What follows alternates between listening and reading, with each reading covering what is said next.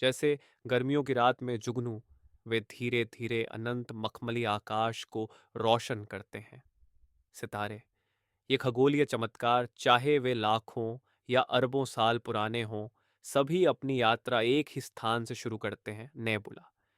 ये विशाल धूल और मुख्यतः हाइड्रोजन गैस के बादल होते हैं, जिन्हें तारकीय नर्सरी के रूप में जाना जाता है। इन तारकीय नर्सरी में सितारे अपना जीवन प्रोटोस्टार के रूप में शुरू करते हैं।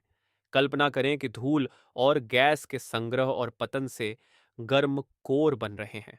जैसे ही ये प्रोटोस्टार गर्म होते हैं, कुछ अविश्वसनीय होता है। कोर के अंदर हाइड्रोजन नाभिक मिलकर हीलियम का निर्माण करने लगते हैं।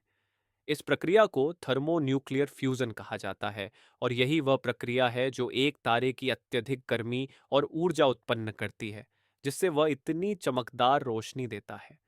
सितारों को विभिन्न विशेषताओं के आधार पर वर्गीकृत किया जाता है, और एक प्रमुख वर्गीकरण उनकी सतह के तापमान, जिसे स्पेक्ट्रल क्लास कहा जाता है, के आधार पर होता है। ये वर्गीकरण सबसे ठंडे तारों, जिन्हें एम नामित किया गया है, से लेकर सबसे गर्म तारों, जिन्हें ओ नामित किया गया है, तक फैले हुए हैं। हम तारों को उनके उत्सर्जित प्रकाश की मात्रा या चमक के आधार पर भी वर्गीकृत करते हैं।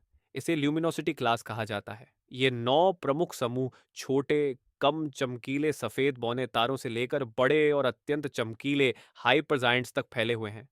लेकिन चाहे उनकी चमक या सतह का तापमान कुछ भी हो, सभी सितारे अंततः अपना हाइड्रोजन ईंधन जलाकर समाप्त हो जाते हैं। कम द्रव्यमान वाले तारे, जैसे हमारा सूर्य, अपना तारकीय पदार्थ अंतरिक्ष में छोड़ देते हैं, जिसके परिणाम स्वरूप एक सफेद बौना और उसके चारों ओर एक ग्रह निहारिका बनती है। अधिक द्रव्यमान वाले तारे अपने जीवन को एक शानदार विस्फोट, जिसे सुपरनोवा कहा जाता है, में समाप्त करते हैं, जो पदार्थ को अंतरिक्ष में फेंक देता है और एक अत्यधिक घना शरीर, जिसे न्यूट्रॉन स्टार कहा जाता है, पीछे छोड़ देता है। और सबसे बड़े द्रव्यमान वाले तारों के लिए, वे तारे जो हमारे सूर्य के द्रव्यमान का कम से कम 3 गुना होते हैं, वे अपने आप में समा जाते हैं, एक अदृश्य गुरुत्वाकर्षण कुएं का निर्माण करते हैं, जिसे ब्लैक होल कहा जाता है। लेकिन यहाँ वास्तव में अद्भुत बात यह है, इन तारों के अवशेषों से भारी तत्व सितारे केवल दूर की रोशनी नहीं है, वे ब्रह्मांड के अद्भुत निर्माणकर्ताओं के रूप में कार्य करते हैं। तो अगली बार जब आप रात के आकाश की ओर देखें, तो याद रखें कि वे चमकते सितारे केवल सुंदर नहीं हैं, बल्कि ब्रह्मांड के आश्चर्यों के प्राचीन निर्माता भी हैं।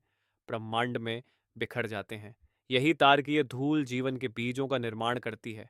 हमारे साथ इस ब्रह्मांडीय यात्रा पर आने के लिए धन्यवाद। यदि आपको यह वीडियो पसंद आया हो तो लाइक करें, सब्सक्राइब करें और बेल आइकन दबाएं, ताकि आप ब्रह्मांड के और भी अद्भुत अन्वेषणों को देख सकें।